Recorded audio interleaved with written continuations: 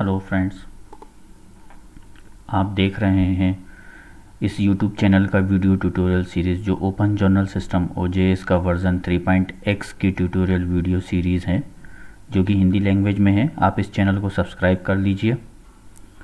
OJS से related आपको updates मिलती रहेंगी। OJS 3.x से रिलेटेड कोई प्रॉब्लम हो, होस्टिंग सर्वर से रिलेटेड कोई प्रॉब्लम हो, थीम्स कस्टमाइजेशन से रिलेटेड कोई प्रॉब्लम हो तो कमेंट्स करके बता सकते हैं। उसका सॉल्यूशन देने की कोशिश की जाएगी। वीडियो काम का लगे तो लाइक शेयर ज़रूर करें। कोई एडवाइस हो तो कमेंट करके ज़रूर बताएं। कमेंट करने के लिए और सब्सक्राइब करने के लिए आपको अपने यूट्यूब पे जीमेल से लॉगिन करना पड़ेगा।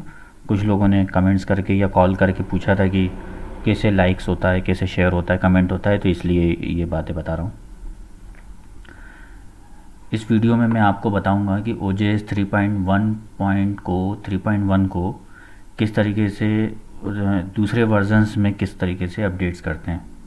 हम एक एक वर्ज़न चेंज कर करके देखेंगे किस वर्ज़न में क्या है। जैसे अभी मेरा एट प्रेजेंट जो आपको स्क्रीन पे अभी दिख रहा है ये 3.1.2.1 है। मैं देखता हूँ अभी PKP की वेबसाइट्स पे अभी कौन कौन सी अवेलेबल हैं। इसके लिए आपको ओपन करना होगा PKP, गूगल पे सर्च कर लीजिए PKP OJS डाउनलोड।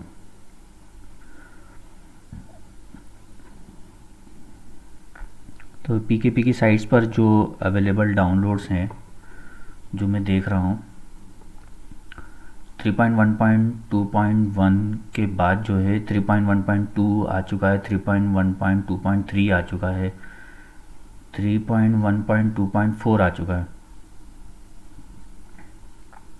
हम एक बार इसी सीरीज़ के डाउनलोड कर लेते हैं। इसी सीरीज़ पे जो इसका लास्ट लेटेस्ट वर्ज़न जो है 3.1.2.4 इसको अपडेट करके देख लेते हैं।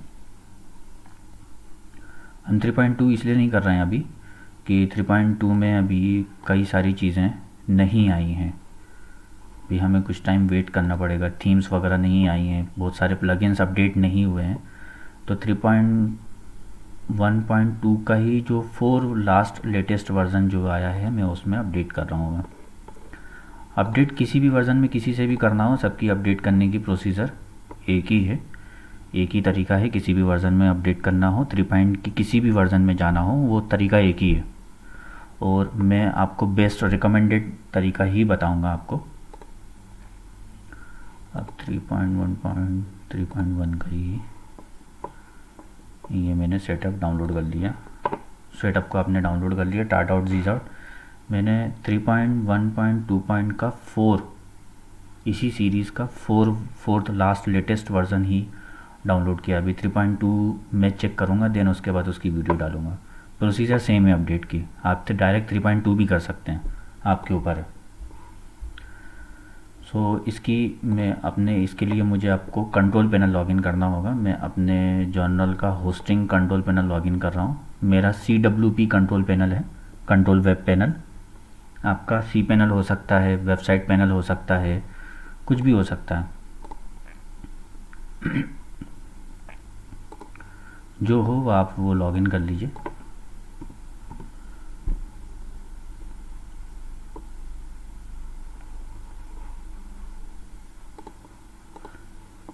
ध्यान रहे ये अपडेट करने के लिए आप थोड़ा हाई स्पीड नेट कनेक्शन ले लेंगे तो ज़्यादा अच्छा है।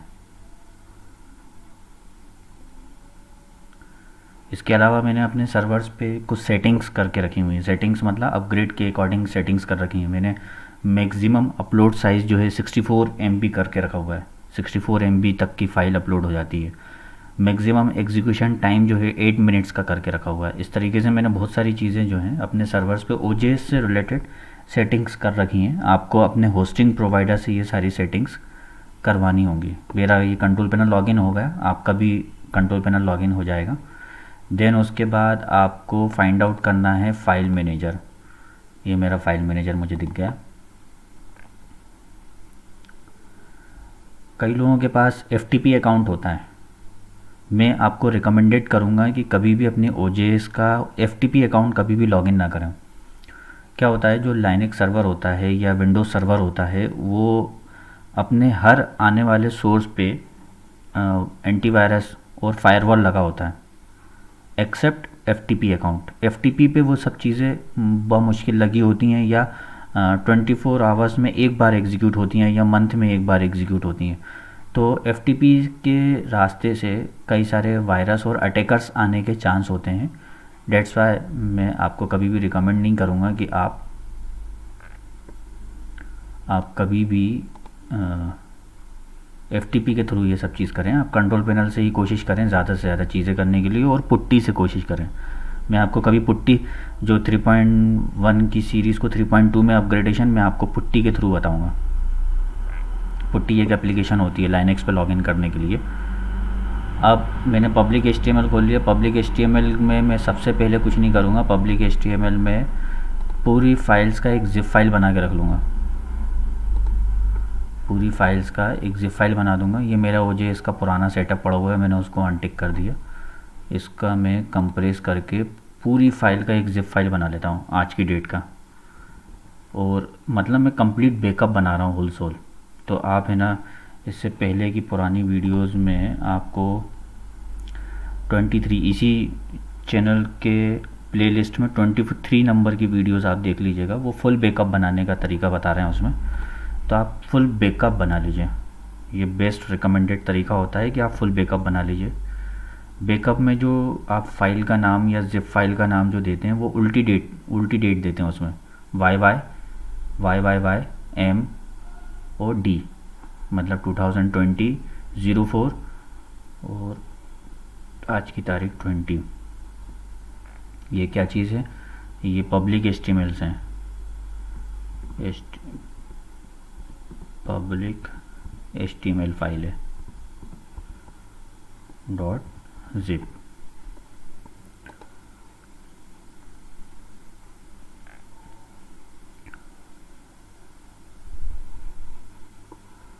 ये थोड़ा सा टाइम लेगी इसको बनने में, हम बनने देते हैं इसको।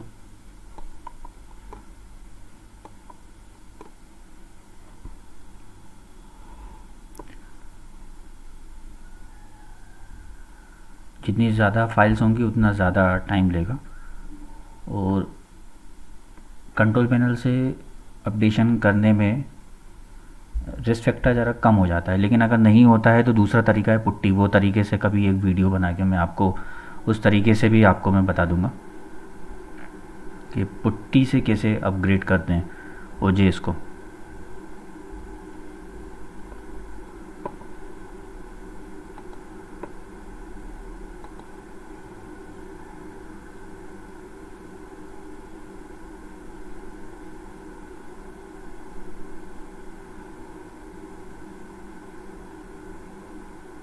ये मेरी जिप फाइल बन चुकी है, ये अवेलेबल है। ये पुराना मैं डिलीट कर देता हूँ, पुराना एक बैकअप पड़ा हुआ है कल की डेट का, ये मैं डिलीट कर देता हूँ। दूसरा आपको आर्काइव मतलब मैंने जो अपनी फाइल्स लोकेशन है वो आर्काइव नाम से बनाई है, उसका भी जिप करके रख लूँगा अपने पास हाल फिलहाल के लिए।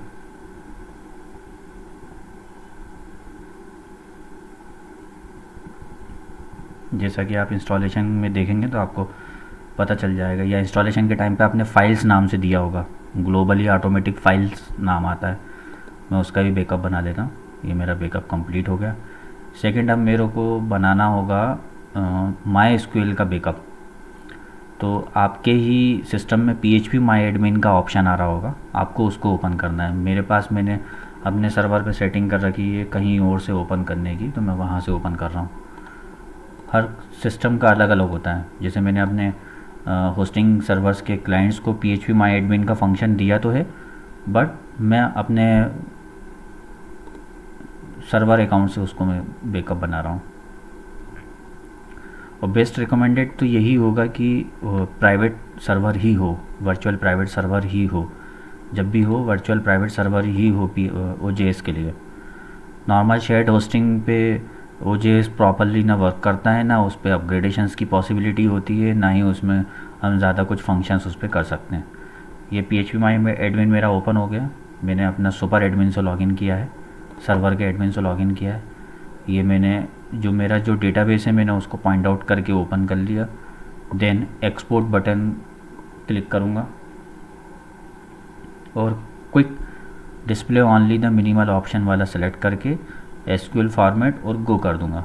अब मुझे उसका बैकअप बन के डाउनलोड हो जाएगी आपके पास। याद रहे आपको .sql फाइल ही सेव करनी है और फाइल नेम जो बनेगा वो 2020/04/20 देन sql.sql।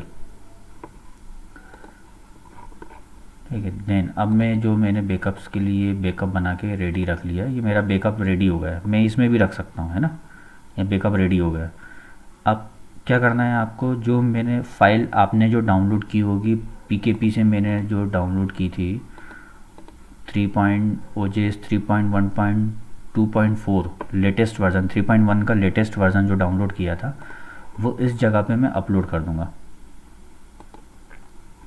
इस जगह पर मैं अपलोड कर दूंगा, पब्लिक HTML फोल्डर के अंदर अपलोड कर दूंगा।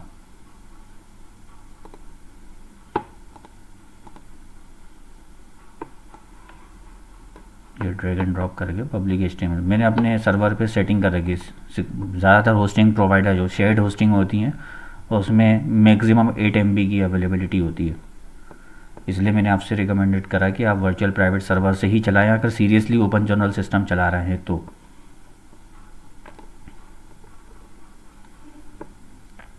ये फाइल आ गई। अब आपको करना क्या होगा,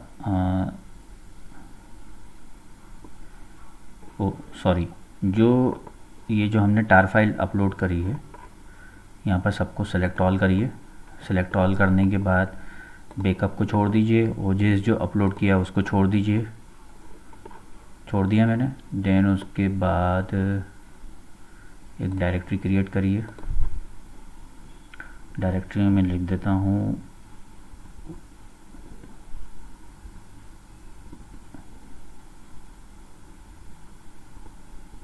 ओल्ड ओजेस, ये 3.1.2.1 है। ये डायरेक्टरी मैंने क्रिएट कर ली और इसमें सेलेक्ट ऑल करके इस डायरेक्टरी में मूव कर दूंगा। मैं पुरानी फाइल्स मूव कर दूंगा। ये मेरा जो लेटेस्ट वर्ज़न है वो ज़िप फाइल है, जो बैकअप बनाया उसकी ज़िप फाइल है, और जिस डायरेक्टरी में मूव करना है उसको छोड़कर बाकी पूरा मूव कर दूंगा इस डायरेक्टरी में। ये मैंने उस डायरेक्टरी में मूव कर दिया। मूव होने में कुछ टाइम लेगा। ये मेरा मूव हो गया, ये मेरा मूव हो गया। अब जो लेटेस्ट वर्ज़न था उसका ज़िप फाइल को मैं अनजिप कर दूंगा, डीकम्प्रेस कर दूंगा।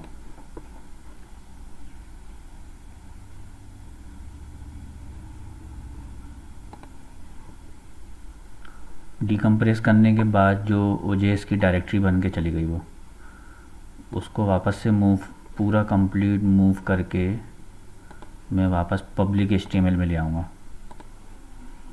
ये पब्लिक HTML में ले आया, पब्लिक HTML में आ गया। और वो ब्लैंक डायरेक्टरी जो थी वो ये रही, ये ब्लैंक डायरेक्टरी है, इसको मैं डिलीट कर देता हूँ।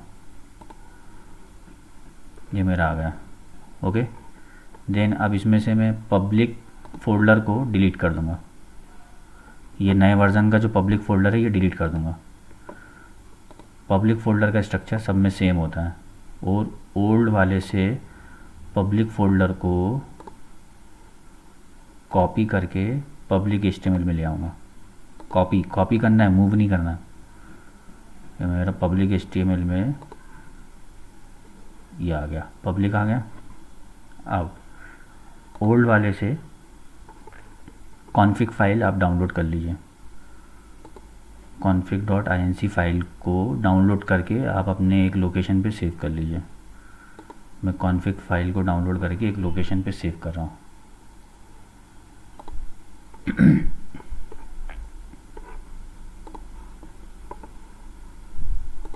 सेव कर लिए।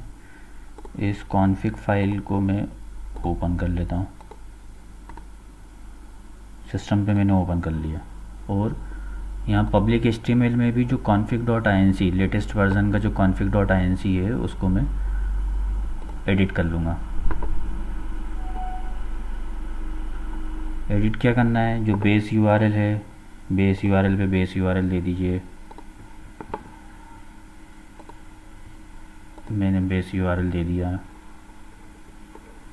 देन डेटाबेस दूंगा, डेटाबेस सेटिंग, ये रहा डेटाबेस सेटिंग। डेटाबेस सेटिंग क्या कह रही है, as it is copy paste कर दूंगा पूरा।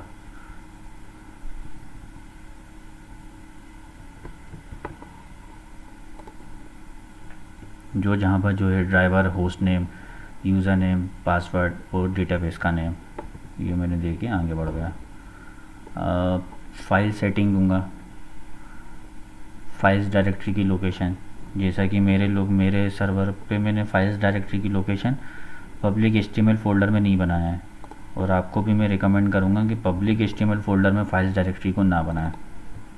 ये मैंने कर दिया। उससे अगर आपने पब्लिक HTML में बना दिया तो आपके OJS को हैक करना बहुत ही ईजी हो जाएगा, बहुत ईजी हो जाएगा, ईज़िली कोई भी हैक कर लेगा। आपको एक सेटिंग देनी है, OAI की सेटिंग, OAI रिपोजिटरी आईडी आपने क्या दी थी लास्ट टाइम, जो भी रिपोजिटरी आईडी दी होगी वही रिपोजिटरी आईडी देनी पड़ेगी। ये मेरी रिपोजिटरी आईडी ये रही, ये रहा, ये मैंने उठाया और रिपोजिटरी आईडी। इसके अलावा अगर आपने कैप्चा वगैरह सेटिंग करी है, जो भी सेटिंग्स जो आपकी इसमें दिख रही है, आपको एक एक जो सेमी कॉलन के अंदर जो ना हो, हर एक को आप एक एक लाइन को आपको चेक करना होगा। मेरी इतनी ही सेटिंग थी, मुझे याद है, तो मैंने इतनी करके सेव कर दी फाइल। इसके अलावा मैं कोई सेटिंग नहीं करूँगा। अब आपको उस वेबसाइट को ओपन करना है। अच्छा, एक चीज़ और, config.inc में आप देखेंगे, क्योंकि अपन ने एग्जिस्टिंग फाइल में करा था तो इंस्टॉल्ड ऑफ है, ऑफ ही रहेगा, है ना। देन उसके बाद अब ये मेरा पुराना वर्ज़न आ गया। अब मैं इस पुराने वर्ज़न का index.php ओपन करूँगा, ये ऑटोमेटिक इंस्टॉलेशन पे पहुँचा देगा। इंस्टॉल ऑफ किया ना, ऑटोमेटिक इंस्टॉलेशन पहुँचा देगा। फिर उसके बाद क्या लिखा हुआ है, 3.1.2.4 का वर्ज़न आ गया ना। पहले 3.1.2.4 नहीं था, 1 था, है ना। इसके बाद if you are upgrading an existing installation of OJS click here to proceed, ये है ना, प्रोसीड करना शुरू कर दिया। उसके बाद अपग्रेड ओपन जनरल सिस्टम, ये अपग्रेड होना शुरू हो गया। और अगर मान लीजिए कि ये फेल हो जाता है तो पैनिक नहीं करना है। फेल हो जाता है तो पैनिक नहीं करना है, घबराना नहीं है कि अरे क्या हो गया। सीधे आपके पास बैकअप है, बैकअप को रीस्टोर कर लो। बैकअप को कैसे रीस्टोर करना है, मैं आपको कभी किसी इसका वीडियो बना के डाल दूँगा। और बैकअप तो हर बार करना चाहिए, हर बार आपके पास, हर पर डे का आपके पास बैकअप होना चाहिए। कोई भी सेटिंग करने से पहले आप बैकअप बनाते चले जाइए। मैं अपने जितने भी OJS चल रहे हैं, जितने भी मेरे क्लाइंट्स के OJS चल रहे हैं, उन सब में सबका डेली बैकअप होता है, हर 24 घंटे में बैकअप होता है और 15 डेज़ तक बैकअप रखा जाता है। ये फाइल मैनेजर में बोल रहा है ना, इंस्टॉल्ड ऑन करना है। वापस जाइए, config.inc को ओपन करिए और इंस्टॉल्ड ऑफ को ऑन कर दीजिए। इंस्टॉल्ड ऑफ को मैंने ऑन कर दिया। ऑन करने के बाद सेव कर दीजिए। अब ये मेरा जो वर्ज़न है ये अपग्रेड हो गया। अब ये यहाँ पर ऐसा क्यों आ रहा है, कुछ नहीं करना, अभी भी घबराना नहीं है। ये देखिए लॉगिन बटन दिख रहा है। अगर इंस्टॉलेशन से पहले आप अपना लॉगिन करके, इंस्टॉलेशन से पहले अगर आप अपना लॉगिन करके डिफ़ॉल्ट थीम सेलेक्ट कर लेंगे तो ये प्रॉब्लम नहीं आएगी। क्या सेलेक्ट कर लेंगे, डिफ़ॉल्ट थीम। अपग्रेड करने से पहले सेटिंग में जाके, वेबसाइट में जाके अगर आप अपनी थीम, डिफ़ॉल्ट थीम सेलेक्ट कर लेंगे तो ये प्रॉब्लम नहीं आएगी। डिफ़ॉल्ट थीम सेलेक्टेड है, डिफ़ॉल्ट थीम सेलेक्ट करिए, सेव कर देंगे।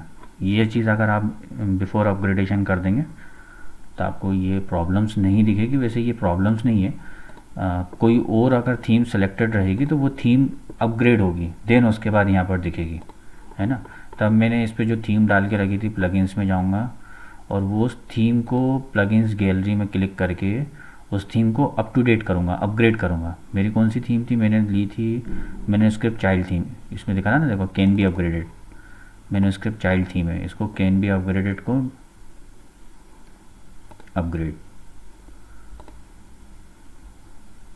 अपग्रेड करना पड़ेगा। मेरी ज़्यादातर प्लगइन्स को मुझे अपग्रेड करना पड़ेगा। और ये भी आपको मैं बता दूं, जो भी आपने टेम्पलेट में फाइल मैनेजर्स के थ्रू, कंट्रोल पैनल के थ्रू या सर्वर पे जाके डायरेक्ट फाइल में जितनी सेटिंग्स करी होंगी वो सारी सेटिंग्स आपको दोबारा करनी पड़ेंगी।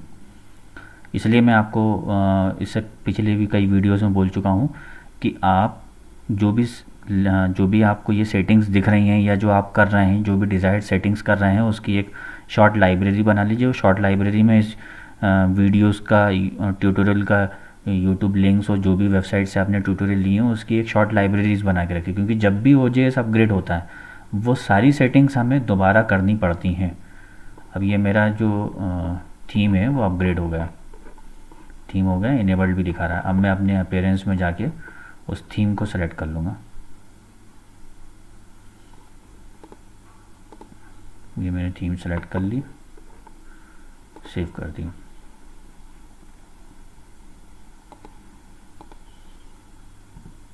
ये मेरी थीम वापस आ गई, पर उस थीम में जो भी मैंने सेटिंग करी होगी वो तो दिखेगा नहीं। अब मैं अपने जर्नल, इस जर्नल का नाम चेंज कर देता हूँ, सेटिंग में जाके जर्नल का नाम। अब ये मेरा 3.1.2.4 हो गया है। अभी भी यही बोल रहा है कि आपका वर्ज़न 3.2.02 है, तो आप इसको चेंज कर लीजिए। मैंने इसको 3.14 कर लिया, 02।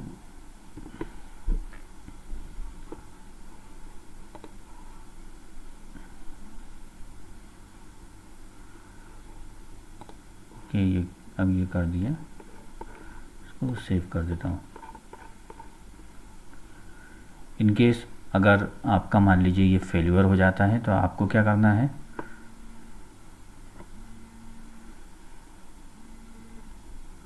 आपको सिंपल सा एक काम करना है, ये कॉन्फ़िग डॉक छोड़ दीजिए। पब्लिक HTML में जितनी चीज़ें दिख रही हैं सबको सेलेक्ट ऑल करना है, ओल्ड वाले को छोड़कर। जितनी चीज़ें दिख रही हैं सेलेक्ट ऑल करना है और ओल्ड वाले को छोड़कर इनको डिलीट कर देना है। डिलीट करने के बाद ओल्ड के अंदर जो है वो सारी फाइल्स को सेलेक्ट करना है और मूव टू पब्लिक HTML कर देना है। ऐसे ही आर्काइव के साथ करना है। आर्काइव में या जो भी आपकी फाइल्स लोकेशन है सारी डायरेक्टरीज डिलीट कर देना है और ये जिप फाइल को अनजिप कर देना है। इस जिप फाइल को मत डिलीट कर देना है। और फिर phpMyAdmin जहाँ से मैंने लॉगिन किया था वो phpMyAdmin आप अपना लॉगिन कर लीजिए और जो डेटाबेस का बैकअप बनाया था उस डेटाबेस को इंपोर्ट कर लीजिए। वो भी बता देता हूँ कहाँ से इंपोर्ट होगा। ये phpMyAdmin ओपन हो गया। अपना डेटाबेस ओपन कर लीजिए। डेटाबेस ओपन करने के बाद इंपोर्ट ऑप्शन सेलेक्ट करिए और ब्राउज़ करके आप ये दे दीजिए। ब्राउज़ करके वो सिलेक्ट करके आप दे दीजिए। इस वीडियो में बस इतना ही। Thank you.